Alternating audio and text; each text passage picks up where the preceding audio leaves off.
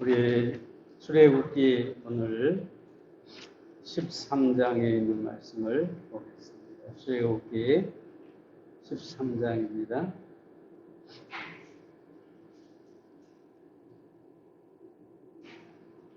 17절부터 22절에 있는 말씀을 보겠습니다.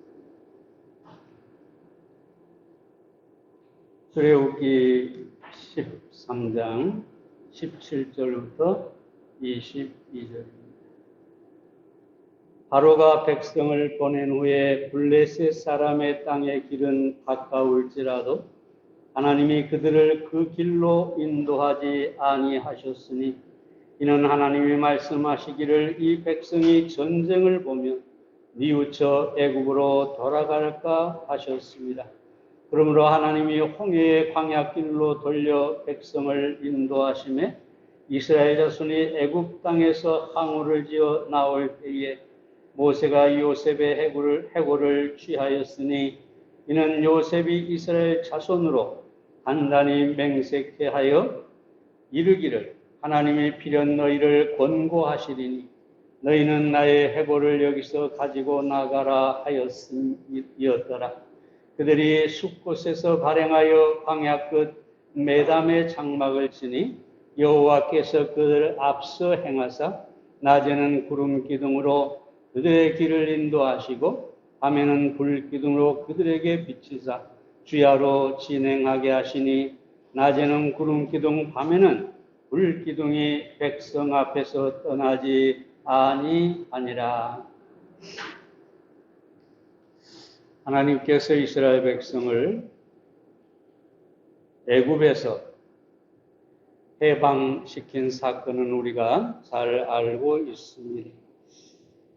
그리고 그들을 홍해길로 광야길로 인도하셨다고 합니다.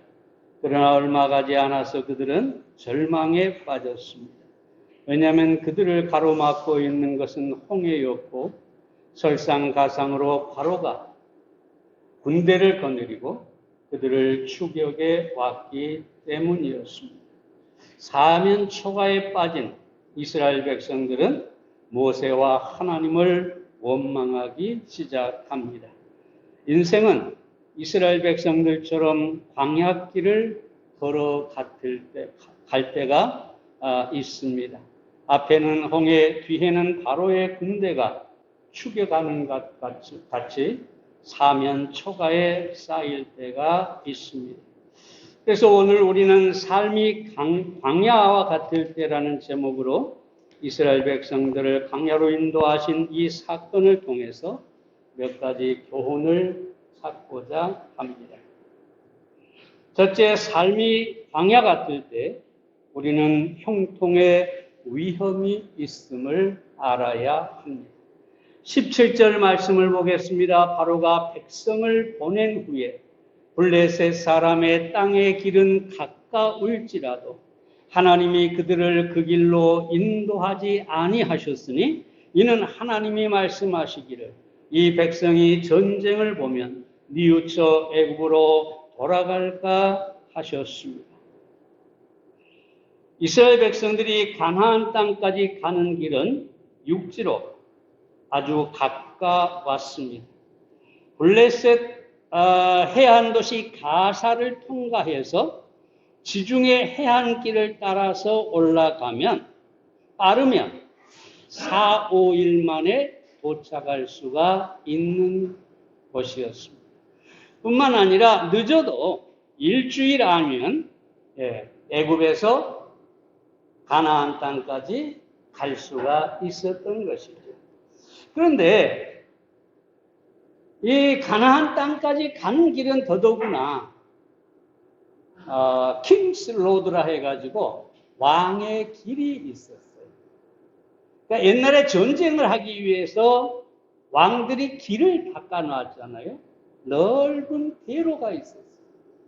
그러니까 이스라엘 백성들이 그 길을 통과해서 가면 쉽게 빠르게 가나안 땅에 도달할 수가 있었다는 것이죠. 근데 이스라엘 백성이 출애굽한 후에 하나님께서 그 길로 인도하신 것이 아니라 광야길로 인도하셨다. 홍해로 인도하셨다라고 말씀하고 있습니다. 왜 그러느냐? 그 이유가 뭐냐? 이스라엘 백성이 그 블레셋 길로 가다가 블레셋과 전쟁을 하게 되면 이스라엘 백성들이 두려워서 애굽으로 다시 돌아갈까 함이라라고 합니다. 하나님께서 이 블레셋 사람들을 피해서 광야길로 인도하셨다는 것이죠. 이 블레셋 사람은 당시에 철기 문화가 발달해서 강력한 군사력을 가지고 있었습니다. 이스라엘은 그들과 충돌하면 심각한 시험에 빠질 수가 있었던 것입니다. 이스라엘이 생각하는 형통의 길에 위험이 있었기 때문에 하나님께서 다른 길로, 광야길로 인도하셨다는 것입니다. 사람은 누구나 이스라엘 백성들처럼 쉽고 빠르고 형통한 길로 인도함을 받기를 원합니다. 어떤 사람이 어렵고 힘든 광야길을 가려고 하겠습니까? 네. 쉬운 길, 편안한 길, 고속도처럼 뻥 뚫린 길, 막히지 않는 길, 그런 길로 인도함을 받기를 원하는 것입니다. 그러나 여러분, 우리가 분명히 알아야 합니다. 바로 이렇게 형통한 길, 빠른 길, 쉬운 길에 위험이 있다는 것입니다. 거기에 시험이 있다는 것입니다. 그래서 하나님께서 때로 우리를 고난의 광야길로 인도하시는 것입니다.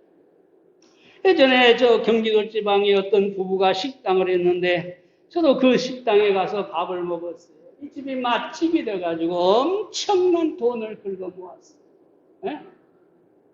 아마 많은 목사님들이 거기 가서 대접을 받았어요. 젊은 사람들. 이 젊은 부부가 얼마나 열심히 이 식당을 잘하는지 날마다 사람들이 미어터집니다. 돈을 엄청 벌어요. 형통한 길이에요. 잘 나가는 길이에요. 근데 이제 이 돈이 벌리고 나니까 남편이 새로운 사업을 하겠다고 지방으로 가서 새로운 사업을 벌였어요. 그 사업도 잘 됐다고 그래요. 근데 거기에 위험이 있었어요. 네? 사람이 돈을 벌고 가족과 떨어져 있다 보니까 어떤 시험이 있었을까요?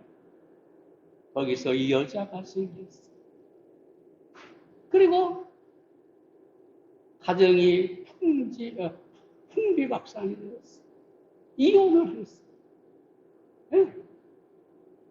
그래서 그 남자는 캐나다로 떠나버렸고 그의 아내는 그 상처로 인해서 더 이상 무엇을 할 수가 없는 처지가 되어 버렸습니다. 여러분, 중요한 것은 이것입니다. 빠르고 형통한 길. 좋죠. 누구든지 그 길을 바랍니다. 그렇지만 하나님께서 빠르고 형통한 길로만 인도하지는 않으신다는 것입니다. 왜냐하면 우리는 알지 못하지만 하나님은 그 길에 어떤 위험이 있는지를 알고 계시기 때문입니다. 그러므로 하나님께서 우리를 광야길로 인도할 때 거기에 하나님의 뜻이 있고 그 길이 우리에게 최선의 길이라는 사실을 믿어야 하는 것입니다. 저는 아주 길칩니다. 내비게이션이 있을 때도 길을 자꾸 헤매는데 없을 때 어쩌했겠습니까? 언젠가 대전에서 부흥 집회를 마치고 저녁에 이제 강주로 오기 위해서 톨게이트를 딱 나섰는데 한참을 달리다 보니까 이상하게 낯선 곳으로 가고 있어요. 나중에 딱 봤더니 천안입니다. 천안. 세상에 그것뿐만 아니에요. 서울에 갔다가 모처럼 이제 서울 갔다가 내려오는 길에 호남선으로 들어가지 못하고 호남 고속도로 들어가지 못하고 계속 가다가 대구까지 가가지고 거기서 88 고속도로 타고 광주로 오는 일이 아마 2번인가 3번인가 돼요. 엄청난 길치입니다. 그럼 제가 옆에 앉아있는 아내에게 그렇게 얘기하죠. 뭐라고 하겠습니까? 우리가 만약에 똑바로 갔다면 분명히 사고가 있었을 거야. 응? 응? 이것도 우연이 아니야. 응. 물론 제 어리석음을 합리화하는 것은 아닙니다만 어찌합니까? 우리 믿는 사람들에게는 우연이 없습니다. 응? 내가 어리석다, 미련했다, 잘못했다, 기름값만 나갔다, 했다 하고 거기서 원망해 보세요. 아무 얘기 없습니다. 그러나 하나님께서 이 길로 가게 하신 것도 하나님의 은혜고 아무 사고 없이 집으로 돌아오게 하셨으니 그것도 하나님의 은혜. 네, 감사할 일이죠. 그런 여러분,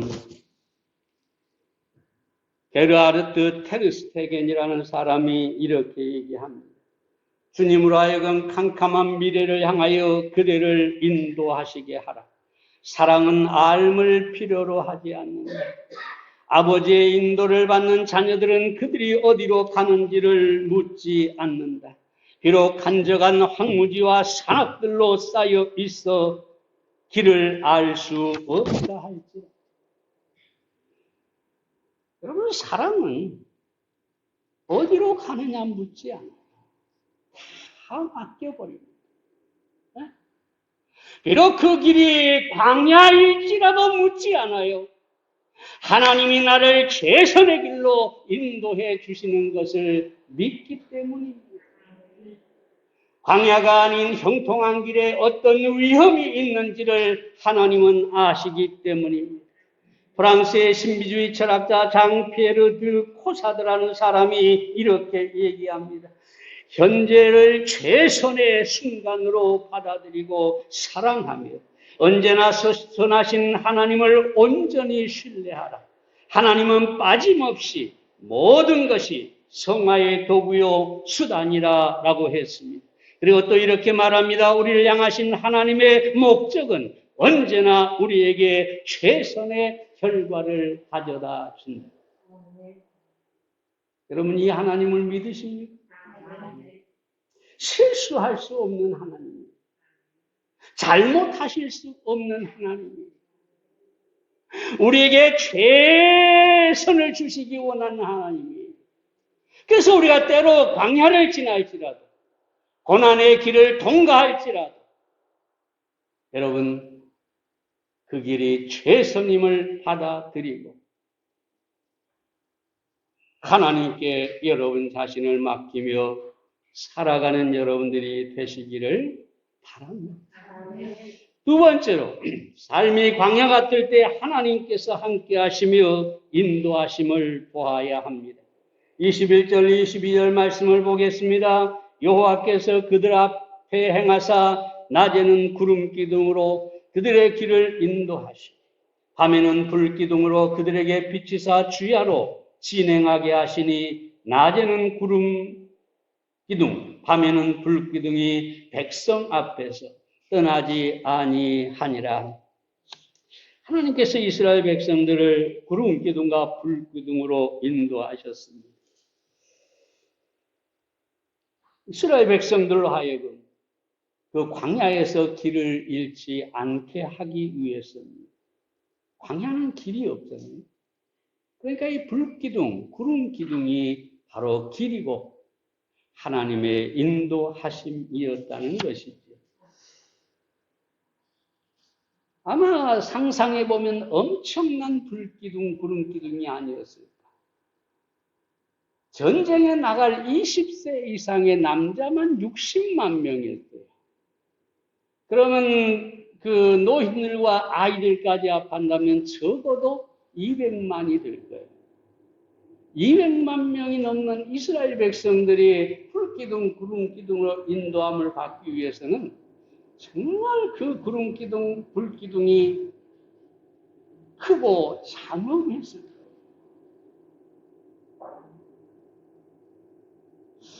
우리도 하나님께서 그렇게 우리를 눈에 보이게 구름기둥, 불기둥으로 인도해 주신다면 얼마나 좋겠습니까?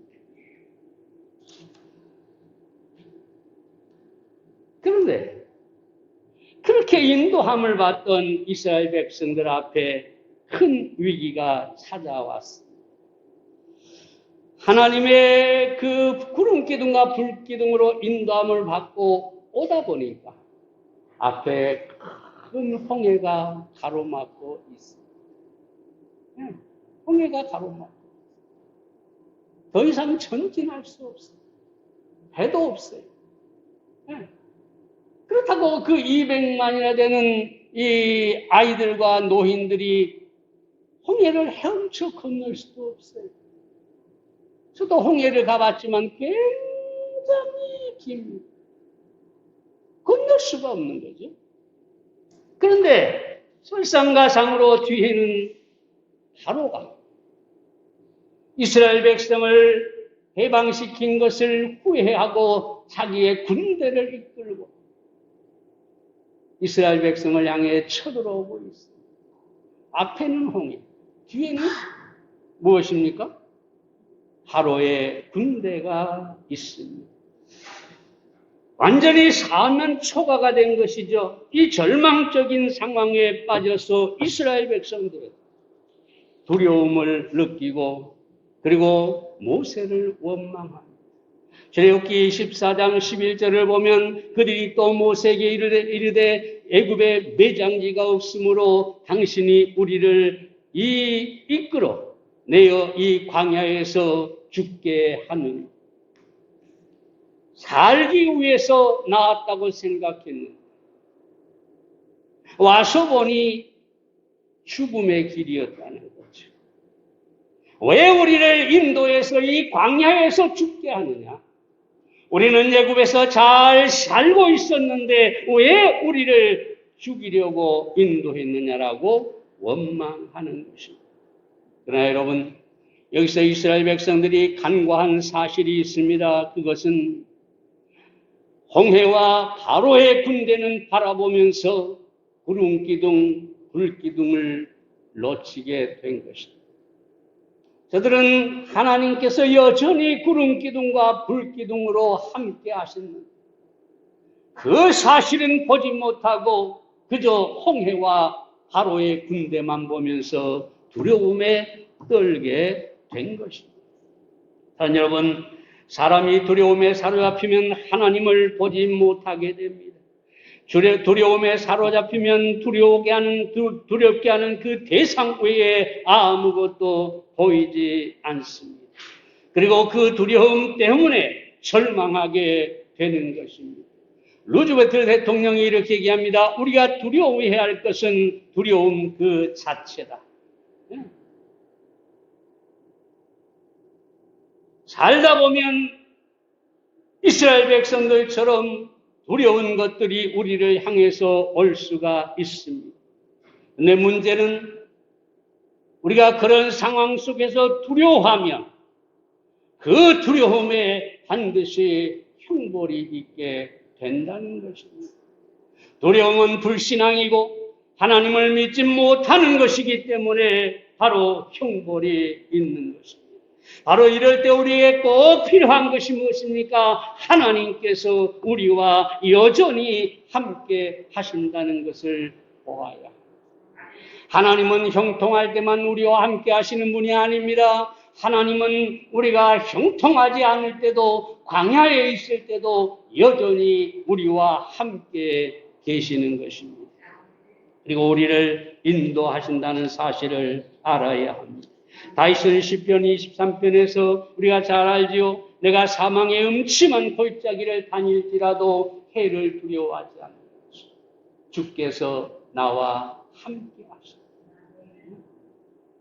하나님은 여기 형통할 때만 우리와 함께하는 것이 아니라 사망의 음침한 골짜기, 그 광야길에서도 우리와 함께하십니다.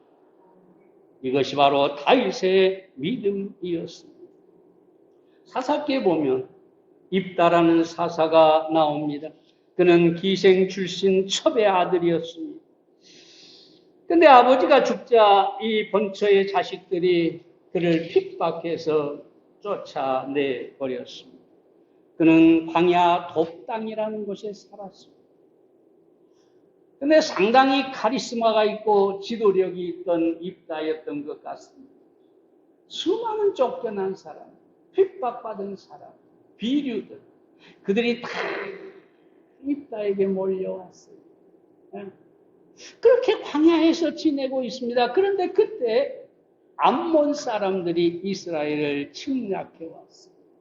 이스라엘에서 그들을 구원할 사람은 아무도 없었습니다. 그래서 장로들이 이 입다를 모셔오게 됩니다.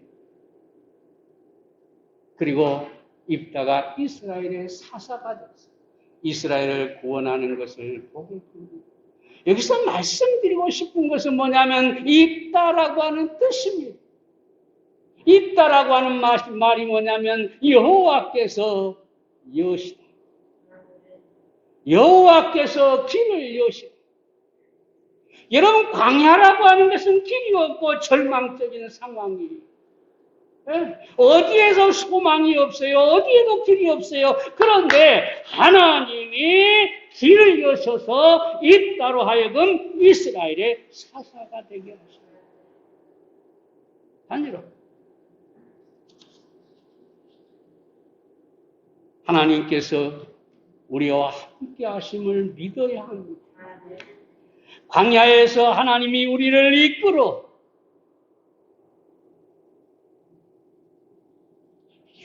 내신다고 하는 사실을 믿어야 합니다. 누군가 최고의 축복받은 사람은 가장 하나님을 보기 어려운 순간에 하나님께서 역사하시고 계신 것을 알 수 있는 지혜를 받은 사람이다. 그렇게 얘기했습니다. 가장 축복받은 사람, 최고의 축복받은 사람이 누구냐? 네. 광야에서 하나님을 볼 수 있는 사람. 사망의 음침한 골짜기에서 함께 하시는 하나님을 볼 수 있는 사람입니다. 길이 없는 곳에서 하나님께서 여전히 자신을 인도하고 있다는 사실을 볼 수 있는 눈을 가진 사람.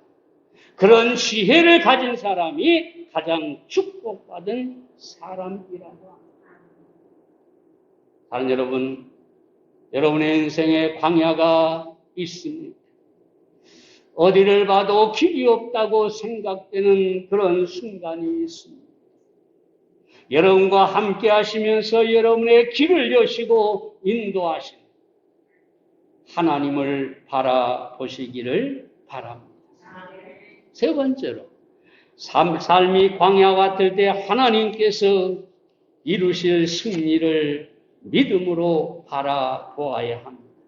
출애굽기 14장 13절 말씀을 보겠습니다. 모세가 백성에게 이르되 너희는 두려워 말고 가만히 서서 여호와께서 오늘날 너희를 위하여 행하시는 구원을 보라. 너희가 오늘 본 애굽 사람을 또다시 영원히 보지 못하리라. 여호와께서 너희를 위해 싸우시리니 너희는 가만히 있을지니라. 하나님이 인도하시는 길은 돌아가는 길이고 광야의 길이었습니다. 앞에는 홍해가 가로막힌 길이었고 뒤에는 바로의 군대가 쫓아오는 상황이었습니다. 마치 이 멸망의 길, 죽음의 길처럼 보이는 그런 곳이었습니다. 그러나 우리가 잘 알다시피 이스라엘 백성들에게 이 광야길은 축복의 길이 되었습니다. 죽음의 절망처럼 보였으나 승리와 생명의 길이 되었습니다.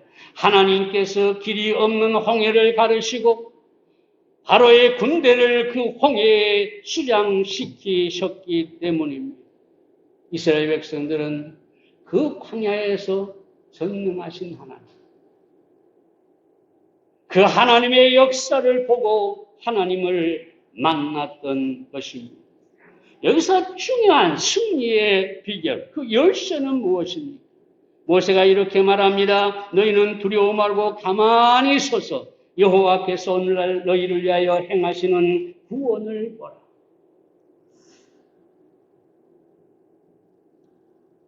여러분, 바로의 군대가 공격해 오고 있습니다. 근데 모세는 도저히 이해할 수 없는 말을 합니다. 너희는 가만히 서서 움직이지 마라. 하나님이 없는 사람은 이런 경우를 뭐라고 할까요? 어리석다고 하죠.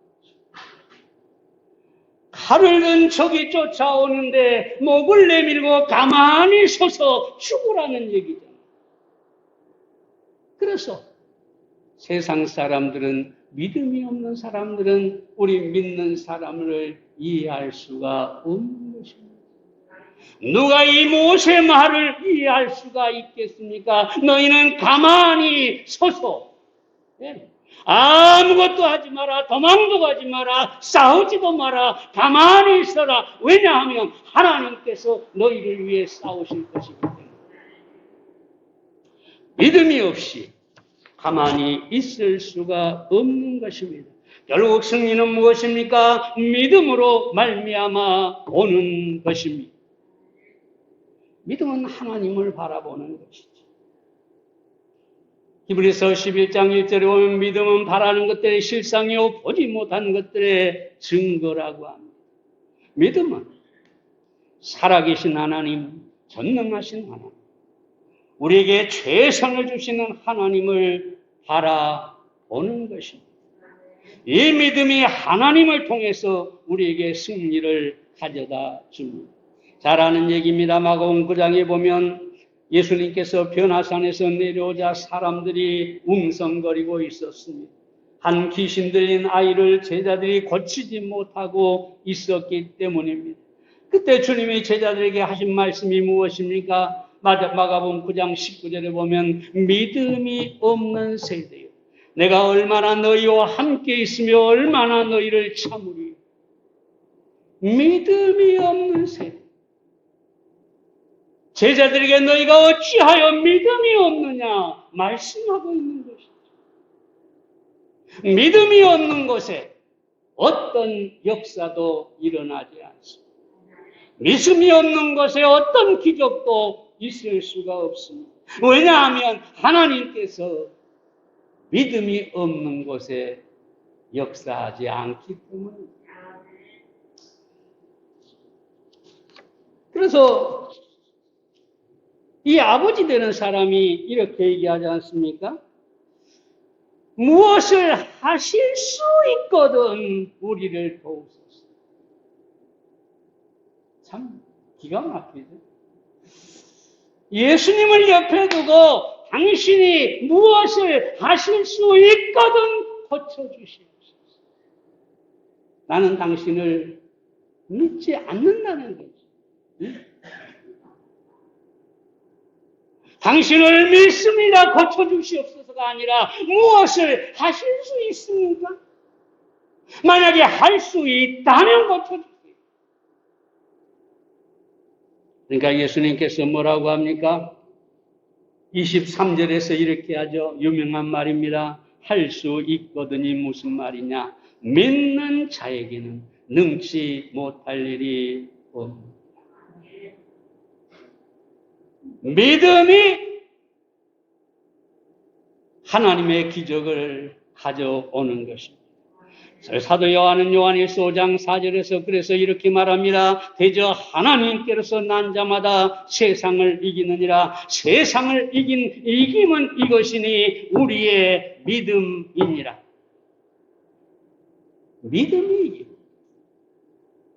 믿음이 능치 못할 일이 없게 합니다. 믿음이 하나님을 움직이게 합니다. 믿음이 전능하신 하나님께서 역사하도록 하는 것입니다. 그러므로 믿음이 승리를 가져옵니다. 어떤 착하고 신실한 그리스도인 농부가 있었습니다. 그는 열심히 일했고 열심히 교회도 다니면서 하나님을 섬겼습니다. 하나님께서 자신을 인도하다고 하고 계신다고 믿었습니다. 하나님께서 자신을 축복하신다고 믿었습니다. 그런데 어느 날부터 소화가 잘 안 됩니다. 몸이 좋지 않습니다. 병원에 가서 진찰을 받았는데 위암이라는 것입니다. 더구나 의사가 하는 말이 말기라서 더 이상 살 수가 없다고 합니다. 그냥 맛있는 거 먹고 하고 싶은 일 하다가 죽으라는 것입니다. 그럼 얼마나 절망입니까? 그래서 이 농부가 이렇게 향합니다. 하나님, 내가 얼마나 열심히 하나님을 섬겼는데 이게 말이나 됩니까? 왜 하필 접니까? 세상에 못된 놈들도 수없이 많은데 왜 제가 이 몹쓸 병에 걸려 죽어야 합니까? 이 농부는 소위 말하면 광야로 인도함을 받았고 사망의 음침한 골짜기로 들어가게 된 것입니다. 근데 그때 성령께서 말씀으로 역사하셨습니다. 지난 주일날 목사님을 통해서 하나님께서 들은 말씀이 갑자기 생각이 납니다. 그리고 그의 생각과 마음을 사로잡기 시작합니다. 무슨 설교를 하셨느냐? 하나님은 원망하는 기도를 듣지 않으십니다. 하나님은 감사의 기도만 들으십니다. 이 설교를 했다고 합니다. 그래도 농부는 믿음이 있던 사람이라 일단 원망은 멈췄습니다. 그런데 아무리 감사를 하려고 해도 이 죽음 앞에 두고 감사가 나오지를 않는 것입니다. 그렇죠? 여러분이 이런 상황에 처했다면 감사가 나오기 쉽겠습니까? 그래서 이렇게 기도를 했습니다. 하나님, 아무리 생각해도 감사할 일이 없는데, 그렇지만 좌우지간 감사합니다.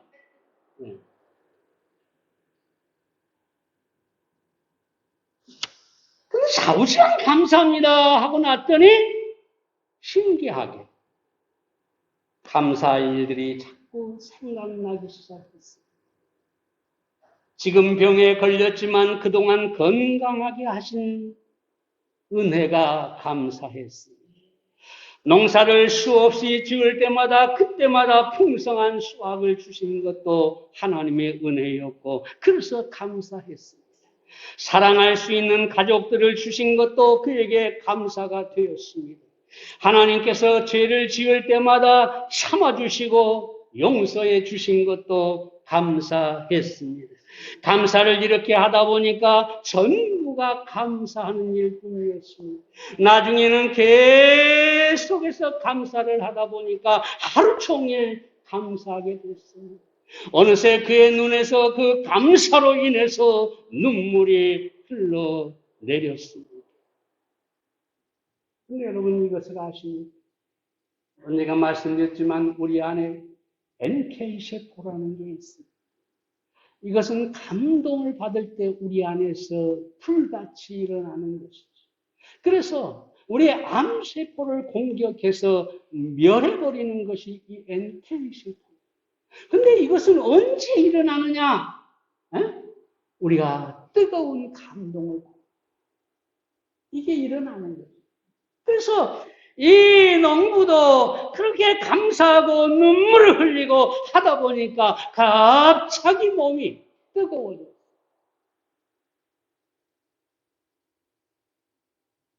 더 이상 아픈 증세가 없었어요. 그래서 병원에 가서 진찰을 해봤더니 여러분, 암이 감쪽같이 사라져버렸어요. 목사님 무슨 그런 일이 있습니까? 근데 여러분, 그런 일이 없다고 믿는 사람들은 암으로 죽어갈 것입니다.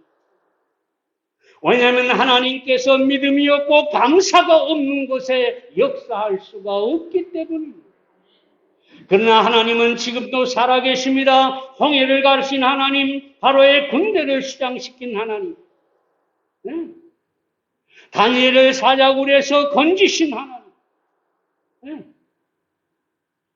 죽은 자를 살리신 하나님, 그 예수 그리스도는 여전히 우리의 하나님이고 우리의 믿음대로 역사하시는 분이십니다.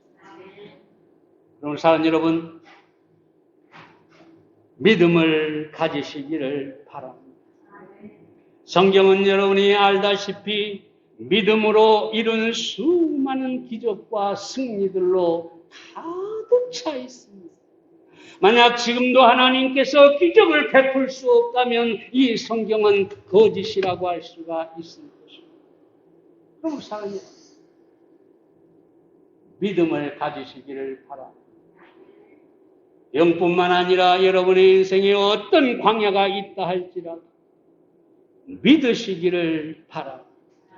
존 그린리프 휘트라는 사람이 구름 뒤에는 별빛이 숨어있고 소나기를 뚫고서 햇살을 비춰오나니 모든 것을 사랑하시는 하나님은 모든 것을 위하여 소망을 남겨두셨다.